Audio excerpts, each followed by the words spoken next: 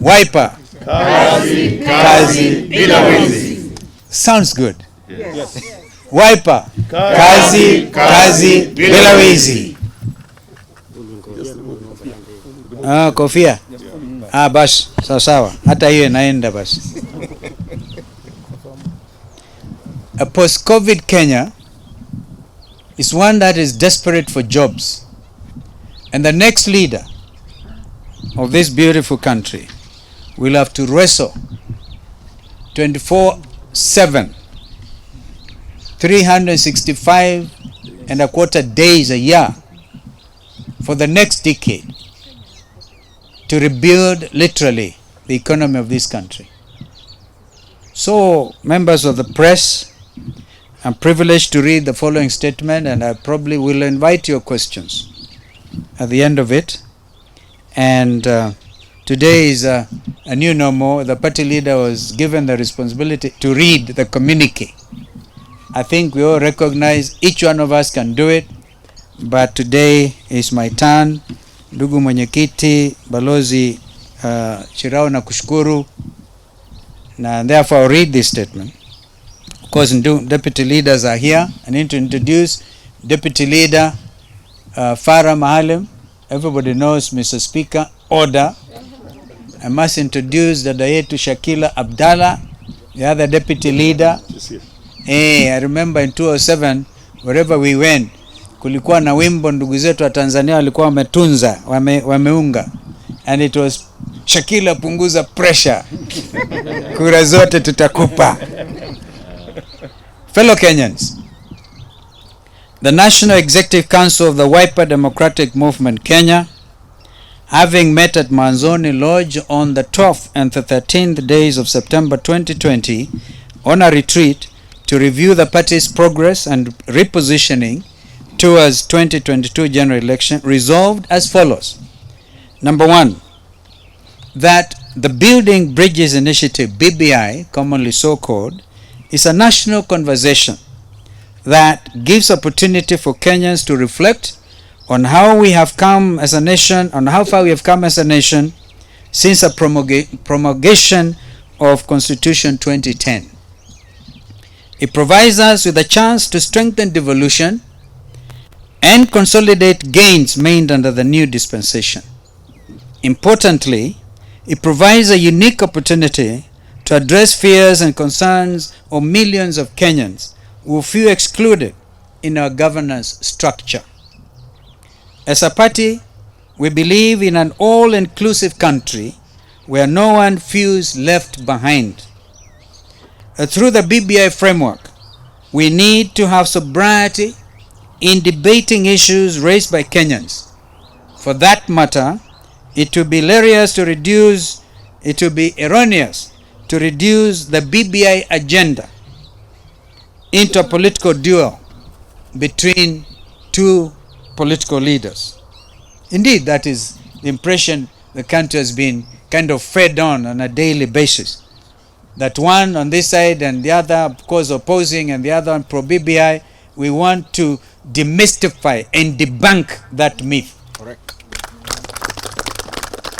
Number two, ladies and gentlemen, that more than ever before, we clearly see why we direly need the BBI framework when merchants of violence who thrive in the politics of bitterness and threats are regrouping.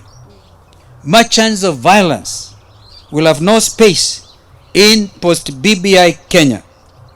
We are fully in support of the President's vision to leave behind a peaceful and a united nation where no one lives under threats and fear. Number three, that WDMK, therefore, will traverse the entire country to popularize the initiative and engage robustly with wananchi.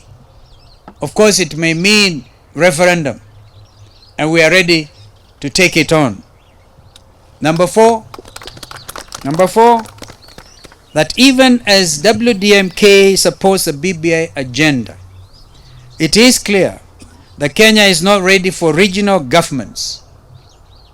In our view, What is critical for us is to strengthen devolution and make it work for the common mwananchi by even creating the word development fund in addition to the constituency development fund. We need to take these benefits to mwananchi at the village level.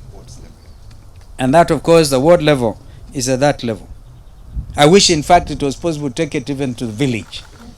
But that the word is literally where the rubber meets the road. Number 5, that while we commend President Uhuru Kenyatta's directive on anti-corruption agencies to expedite corruption-related cases, we are concerned, just like many other Kenyans, at the slow pace of determining these cases.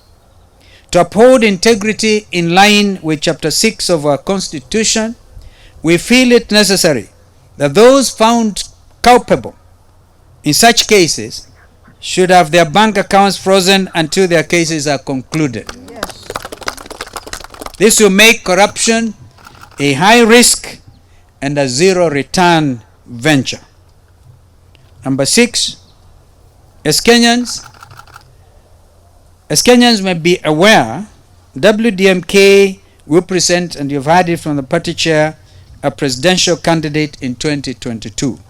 In this regard, we have digitalized our party's membership recruitment drive to tap into the youths who now form over 70% of our population. This is a country with a lot of promise.